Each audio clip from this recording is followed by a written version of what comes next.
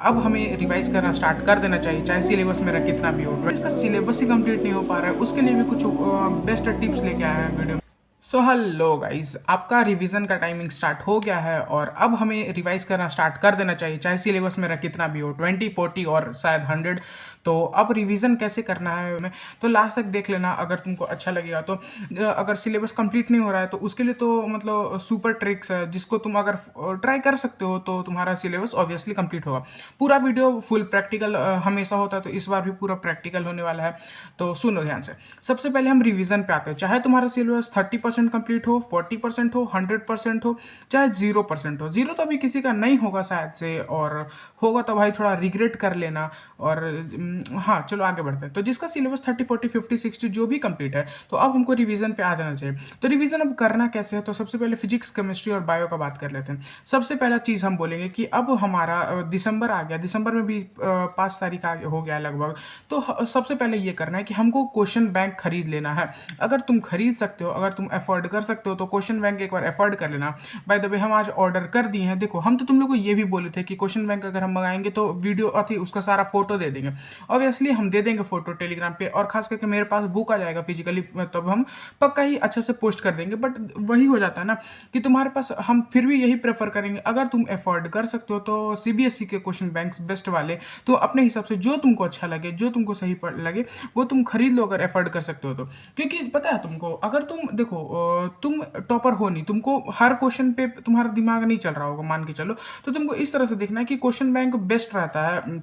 तुमको हम समझा देते हैं कि कम से कम तुम मान के चलो कोई चैप्टर हमको हार्ड लग रहा है, ठीक है, तो हमको उस चैप्टर के सीबीक्यू क्वेश्चन, जिसको कॉम्पिटेंसी बेस्ड क्वेश्चन भी कहते हैं, तो वो जरूर ट्राई कर लेना।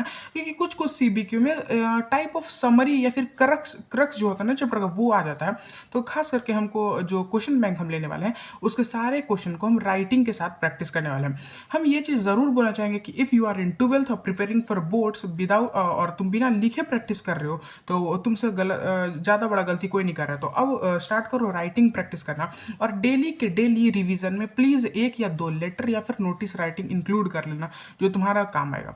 ठीक है, आगे बढ़ते हैं। तो रिवीजन का कुछ इस तरह करना है, तुम प्लीज़ से प्लीज़ सबसे पहले तुमको क्वेश्चन बैंक खरीद लो, उसके क्वेश्चंस को लगाना स्टार्ट करो, और वहाँ ना खुद दे देता है कि कितना बार आया हुआ है क्वेश्चन, तो उस तरह से तुम पीवाईक्यू स्टेप भी यूज़ कर सकते हो।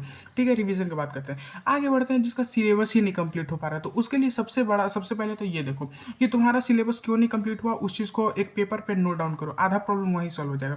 दूसरी बात, तुम्हारा पता है सिलेबस क्यों नहीं कंप्लीट हो पा रहा है। हम भी जिस समय स्टार्ट किए थे उस समय मेरा भी सिलेबस मतलब ऑलमोस्ट जीरो था, फिर धीरे धीरे कैसे बढ़ा, हम तुमको समझाते हैं कैसे। देखो, सबसे पहले वन शॉट को तुम लोग वन शॉट की तरह नहीं लेते हो, रियलिटी है कि नहीं। देखो, वन शॉट को तुम लोग मेनी शॉट्स में देखते हो, 1 बार 2 बार 3 बार हाफ हाफ करके, जो बहुत गलत है। सबसे पहले तुमको वन शॉट को जब टीचर ब्रेक दे तब तुमको ब्रेक लेना है। देखो, तुम्हारे अंदर ईगो है, हर इंसान के अंदर ईगो होता है, तो उस ईगो को तुम अपने सिलेबस के मतलब अपोजिट में यूज़ करो, कि तुमको तभी ब्रेक लेना है जब टीचर ब्रेक लेगा, तुमको तभी उठना है जब तुम्हारा टीचर छोड़ेगा लेक्चर को। और वन शॉट को तुम्हारा वन शॉट में ही खत्म होना चाहिए, चाहे जितना हार्ड लगे तुमको। ठीक है, इसको ट्राई करना। अब देखो, जैसे जैसे संडे, जो दिन हमको संडे मिल रहा है, ठीक है, उस दिन ट्राई करना कि तुम एक्सेस स्टडी करो, जिसमें तुम्हारा खास करके राइटिंग प्रैक्टिस करना, लिख लिख के प्रैक्टिस करना। और खास करके तुमको भी हम ये बोलेंगे कि जिसका सिलेबस नहीं भी कंप्लीट हुआ, वो भी ट्राई करना क्वेश्चन बैंक ले लेने का, वो तुम्हारे लिए इसलिए फायदेमंद होगा। देखो, जो क्वेश्चन तुम एकदम ही नहीं पढ़े हो, खास करके उसका जो इंपॉर्टेंट क्वेश्चन है, लेके थोड़ा थोड़ा चैप्टर को ऊपर ऊपर से भी अगर तुम एक बार पढ़े भी होगे ना कभी, या फिर नहीं भी पढ़े तो एक बार ऊपर से पढ़ लोगे ना, तो तुम्हारा जो बड़ा बड़ा क्वेश्चन होगा उसको तुम लिख के 2 या 3 बार प्लीज़ प्रैक्टिस कर लेना। हम लोग भी वही ट्राई करने वाले हैं कि 2 या 3 बार जो चैप्टर बड़ा है, जो चैप्टर हार्ड लगा है, उसका सीबीक्यू को हम लोग 2-3 बार प्रैक्टिस करेंगे, जिसके कारण जो हमारा सबकॉन्शियस माइंड है, वहाँ पे कुछ कुछ चीज़ तो आ जाएगा चैप्टर से रिलेटेड, तो कम से कम क्वेश्चन खाली नहीं छोड़ेंगे। ऑब्वियसली सीबीएसई मार्क्स देता है कुछ लिखने के, आपको पता होगा, बस रिलेटेड होना चाहिए। तो उसी रिलेटिविटी को मेंटेन रखने के लिए हम थोड़ा सा पढ़ने के लिए बोल रहे हैं, एकदम रियलिटी है। थोड़ा सा और आगे बात करते हैं। देखो, तो ये अगर तुम्हारा रिवीजन हो जाता है, हम कहेंगे कि देखो, जो भी तुम क्वेश्चन बैंक लेने वाले हो, या फिर जो भी लेने वाले हो तुम क्वेश्चन सैम्पल पेपर, तो हम कहते हैं सैम्पल पेपर से अच्छा अगर क्वेश्चन बैंक ही ले लो। क्वेश्चन बैंक के पीछे 1 या 2 सैम्पल पेपर हर क्वेश्चन बैंक में रहता है अक्सर, तो वो वाला ट्राई करना कि 1-2 क्वेश्चन सैम्पल पेपर वहाँ से सॉल्व कर लो। और सैम्पल पेपर तो गूगल पे भी मिल जाएगा अच्छे से, तो वहाँ से अच्छे से सॉल्व करना। और बाकी जो क्वेश्चन बैंक हम इसलिए बोल रहे हैं कि क्वेश्चन अगर मेरे पास फिजिकली प्रेजेंट होता है ना, मतलब सामने में है तो वो बनाने में ज़्यादा मज़ा आता है। हम अपना एक्सपीरियंस बता रहे हैं, बाकी आपका जो मन है वो कर सकते हो, लेकिन हम तो यही प्रेफर करेंगे। फिर एक चीज़ और बोलेंगे कि रिवीजन के लिए टेक्निक है, देखो कुछ कुछ जो यूज़ कर सकते हैं अपन। सबसे पहला टेक्निक है कि रिवीजन हमको जो चैप्टर हम पीछे पढ़े ना उसी चैप्टर का उसी दिन क्वेश्चन कोशिश करना है ट्राई करने का, खास करके डायग्राम बेस्ड। देखो डायग्राम करने के लिए कोई खास मोहरा तो निकलेगा नहीं, तो हम लोग को डायग्राम बेस्ड भी तैयारी करना पड़ेगा। तो अब ये दिसंबर 5-6 दिसंबर से ये ट्राई करो कि अब से जो हमारा जितना भी क्वेश्चन है डायग्राम बेस्ड, खास करके उसको 1-2 बार जरूर बनाना स्टार्ट करते हैं।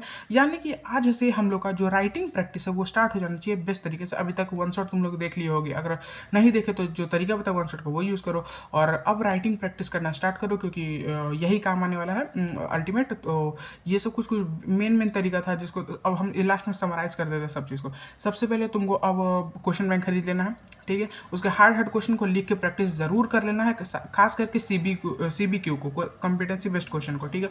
दूसरा वन शॉट को वन शॉट में ही देखना है, ना कि मल्टीपल शॉट्स में, ठीक है। और तीसरा जो हम ये बोले थे कि हर दिन कुछ कुछ नोटिस या कुछ कुछ लेटर राइटिंग कुछ कुछ ये सब प्रैक्टिस करना स्टार्ट कर देना है। तो ये हमारा कंप्लीट हो जाएगा। और इस तरह से ना मतलब ऑब्वियसली दीज आर सीक्रेट्स है भाई। तो मतलब तुम देखो ना कि अगर तुम बहुत कम से पढ़ के बहुत ऊपर जाना चाह रहे हो, या फिर तुम अगर एक टॉपर भी है, तो ऑब्वियसली दिस टाइप स्ट्रैटेजी वो लोग यूज़ करता है कि जो जो मेन क्वेश्चन है ना चैप्टर को, उसको मल्टीपल टाइम्स बनाना, जो हमको पता है कि जो क्वेश्चन आने ही वाला है तो क्यों उसको छोड़ना। तो ये सब देखा करो और कुछ कुछ चीज़ को सर्च करो कि multiple times question, repeated question, ये सब सर्च करो और उसके बाद सारा चीज़ को बनाना स्टार्ट कर दो। और मिलते किसी नेक्स्ट वीडियो किसी अच्छे टॉपिक से। दिन बाय गाइज।